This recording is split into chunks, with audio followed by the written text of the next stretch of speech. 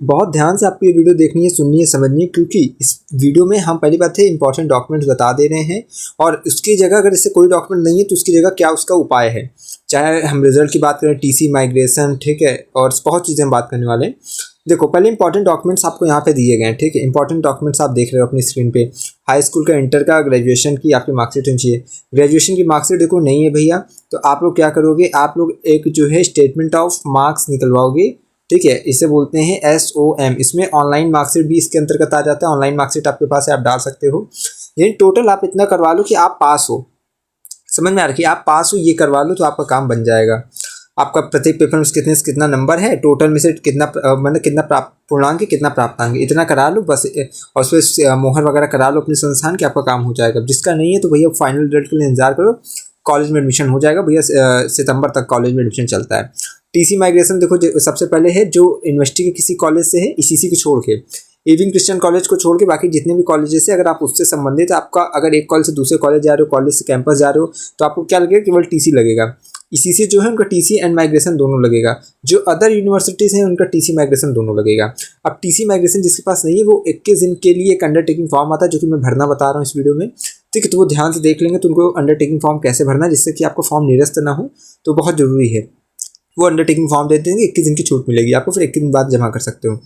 देखो, इसके लिए यहाँ पे जो सेकंड पीजी करने जा रहे हैं उनको वाइस चांसलर का अप्रूवल चाहिए होता है और आपको प्रवेश पे रिपोर्ट करना होता है। ये सब चीज़ें हैं जब, ठीक है। तो आप लोग क्या करोगे, इसको देख लो और अपना मतलब पता करना, ठीक है, जिससे कि आपका काम हो जाए। इसके बाद और वहाँ देखो एलिजिबिलिटी तो बताई गई थी कि आपका 9 में से 10 में से 9 हो या 80% हो। एंटी रैगिंग का परफॉर्मा, अंडरटेकिंग का और टीसी का हम बताने जा रहे हैं। आधार कार्ड आपका चाहिए, ABC ID अगर नहीं बनाए तो भैया बना लेना, ठीक है। बहुत मतलब डिजी लॉकर पर जाकर सिंपल से ABC ID, अपार ID एक ही होता है, क्रिएट करो। कास्ट सर्टिफिकेट देखो भैया लगेगा, NCC का जो सर्टिफिकेट वगैरह जो, अच्छा जिसको इसको काउंसलिंग का फॉर्म नहीं भरना होता, कोई बार डिस्क्रिप्शन में लिंक है, स्टेप बाय स्टेप मैंने परसों नरसों ही बताया है बढ़िया से इस साल का, तो जल्दी से जाकर देख लेना।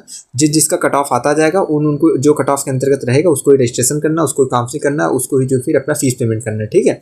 2 बजे से पहले पहले आपको डॉक्यूमेंट अपलोड कर देना है। लास्ट डेट मान लो 20 तारीख है, तो 2 बजे से पहले पहले डॉक्यूमेंट अपलोड कर दो और 5 बजे से पहले पहले फीस पेमेंट कर दो, ठीक है। बाकी अगर जैसे मान लो 20 से लेकर 22 तक का आपका डेट है, तो 20 को चाहे जितने से जितने बजे तक करो, 21 को चाहे इतने से जितने बजे तक करो, लेकिन अगर 22 को क्या है, 2 बजे से पहले पहले डॉक्यूमेंट अपलोड कर दो और 5 बजे से पहले पहले फीस पेमेंट। सारे देखो डॉक्यूमेंट्स इधर आपको दिख रहे हैं। चल के हम एंटी रैगिंग वगैरह समझाते हैं। देखो, ये एंटी रैगिंग का रैंक देखो, जो बच्चा जिसके पास एक्सपीरियंस रहेगा वो आपको बता सकता है, मेरे पास है मैं बता रहा हूँ, है ना। यूनिवर्सिटी पहले रैंक देती थी, 2022 तक जो है रैंक दिया गया है। यूनिवर्सिटी का एंट्रेंस होता है, रैंक दी जाती है, तो उसी के फॉर्मेट पे हमेशा हर साल बनता है। तो भैया देखो रैंक है, रैंक नहीं भरना, रैंक फिल छोड़, ऐसे ब्लैंक छोड़ देना। यहाँ पे आपके माता जी पिताजी के एक लोग का लेकर नाम चलना, उसी को भरना। जैसे मान लो पिताजी का है तो श्री ऐसे टिक कर देना श्री पे और पिताजी का नाम डालना, ठीक है। इसके बाद यहाँ पे पिता ऐसे पे डाल देना। उसके बाद जो है आप नीचे आओगे, इसको पढ़िए, आराम से पढ़िए और यहाँ पे अपना नाम लिखिएगा। यहाँ पे आपका नाम रहेगा, ठीक है, इसमें गलती मत करना। आपके पिताजी बता रहे हैं कि हमारा पुत्र, ये मेरी नाम ये, मेरी संतान ऐसे किसी विभाग में नहीं आएगी, बस इसको डालते हुए नीचे आओगे। जिस दिन काउंसलिंग करा रहे हो उसी दिन का समय टाइम डालना, जैसे दिन, माह, वर्ष। जैसे मान लो कल करा रहे हो तो कल का डेट डाल देना। और शपथ करता यानी पिताजी का नाम रहेगा, पता रहेगा, दूरभाष, मोबाइल नंबर, सब पिताजी की जानकारी रहेगी, ठीक है। सत्यापन में स्थान डाल देंगे, किस मतलब जगह से, वही परमानेंट एड्रेस डालना, दिन, माह, वर्ष इसको डाल के शपथ करता के हस्ताक्षर कर देना, ठीक, मतलब आपके पिताजी करेंगे सब। इसके बाद अंडरटेकिंग का फॉर्म आ जाता है, ठीक है। एंटी रैगिंग का सीधा मतलब होता भी है कि आप रैगिंग नहीं करेंगे, ऐसा जो है एक आश्वासन पत्र है पिताजी की तरफ से कि विश्वविद्यालय को दिया जाता है। अगर आप संलिप्त होते हैं तो फिर कार्यवाही भी की जाएगी। अंडरटेकिंग फॉर गैप ईयर में देखो, आप जो है गैप जिसका हो गया है तो वो एक फॉर्म भरता है, ठीक है, जो कि गैप ईयर वालों को भरना रहता है। कई बच्चे डिपार्टमेंट जो है जब एफिडेविट मांगते हैं, जब डॉक्यूमेंट वेरिफिकेशन होता है, तो वो तब बताया जाएगा नोटिस में उनकी। अभी फिलहाल इसको लेकर चलना है। और कई बच्चे ने बताया थे क्लास लगा हुआ कुछ नहीं था, वो सब इसी से काम हो जाएगा। तो इसको काउंसलिंग के टाइम में यही केवल चाहिए होता है, ठीक है। तो इसको भरना कैसे, आई में आप अपना नाम लिखेंगे, जो अगर डॉटर ऑफ, सन ऑफ, पुत्र हो, पुत्री हो तो इधर, पुत्र हो तो इधर, ठीक है। तो उस पर टिक करते हुए आप अपने पिताजी का नाम यहाँ डालिए। रेजिडेंट यानी होता है निवासी, निवासी कहाँ के वो डाल दो, यहाँ पे पता होता है। इसके बाद that I am resident of above said date, that I have passed. अब देखो इसको ध्यान समझो, आई हैव पास्ड यानी मैंने जो कोर्स तुम पास किए हो यहाँ डालना। जैसे यूजी के बच्चे हो, पीजी के बच्चे हो, बहुत ध्यान से देख लेना। यूजी के बच्चे हो तो इधर अपना 12 डालना है, पीजी के बच्चे हो तो यूजी डाल देना। एक चीज़ याद रखना, जो अंतिम डिटेल डाले हो, अपने अंतिम जो अपनी क्वालिफिकेशन डाले हो, अपने पीजी की एंट्रेंस फॉर्म है उसी को फिल करते हुए अपना देखना है। कई बच्चे क्या करते हैं, जैसे मान लो तुम लोग को बीएड करना है, ठीक है, बीएड करना है, यूजी के बाद तुमने एमए कर लिया तो यूजी के ही बताओगे कि हाँ यूजी के बाद मेरा इतने से इतने साल का गैप रहा है, ठीक है। तो ये सब चीज़ें आप लोग इधर उधर जोड़ लेते हैं तो फिर वो काम नहीं बनता है।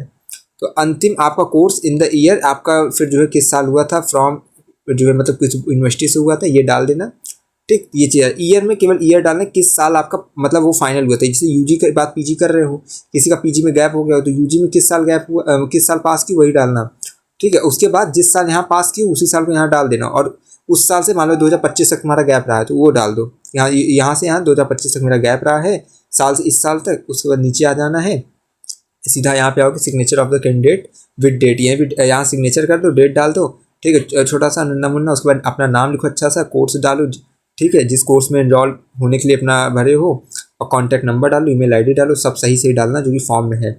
इतना कर देना, काम हो जाएगा। अब नीचे आते हैं, आप लोग को फिर आ जाता है अंडरटेकिंग फॉर ट्रांसफ़र सर्टिफिकेट, ठीक है। इसमें ट्रांसफ़र सर्टिफिकेट माइग्रेशन सर्टिफिकेट के लिए आपको जो है अपना अंडरटेकिंग देना, जो भी टीसी माइग्रेशन जिसके पास नहीं है, ठीक है, वो लगा सकता है इसको आराम से। 21 दिन के बाद फिर आपको जमा करना रहेगा, ठीक है, आपको छूट मिल जाती है।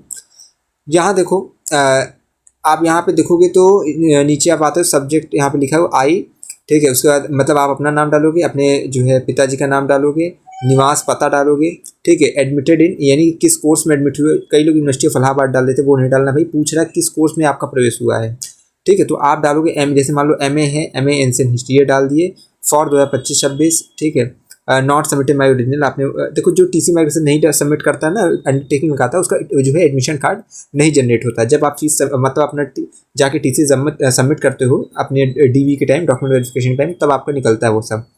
अब देखो लिखा है कि I undertake to submit the same within 21 days, chairman chairperson coordinator, ठीक, ऑफ इलाहाबाद। देखो university of Allahabad admission committee कर सकते हो, Allahabad university PG 80 admission committee कर सकते हो, ठीक है। तो इस तरह कर सकते हो, यूनिवर्सिटी ऑफ इलाहाबाद कर दोगे तो भी काम हो जाएगा।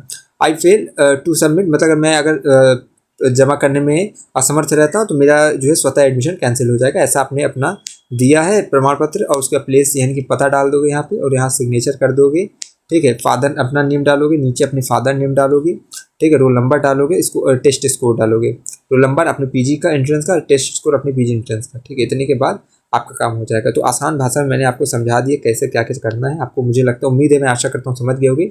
2-3 काम करना है बच्चा, डिस्क्रिप्शन पहली बात है खोल लो, हॉस्टल अलॉटमेंट की कितने कॉलेज हैं उन सबका प्रोसेस क्या, फीस कितनी, सीट्स कितनी, वो बता दिया मैंने, ठीक है। एक एक चीज़ मैंने क्लियर कर दिया है, स्टेप बाय स्टेप काउंसलिंग करना बताया। अगर नहीं देख रहे भाई तो तुम्हारी गलती है। कट ऑफ लगातार आ रही है, चैनल से इंस्टाग्राम से जुड़े रहो, जिससे कि ग्राफिक्स के माध्यम से पूरी की पूरी कट ऑफ आपको मिले। वेबसाइट पर ज़्यादा चैनल का एडमिन करने की आवश्यकता नहीं, आप बस टेलीग्राम इंस्टाग्राम से जुड़ो, डिस्क्रिप्शन में लिंक है। कोई भी समस्या सवाल रहा करती लाइव स्ट्रीम में आया करो, वहाँ सब समस्याओं का समाधान मिल जाएगा। बहुत बहुत धन्यवाद, बहुत बहुत आभार।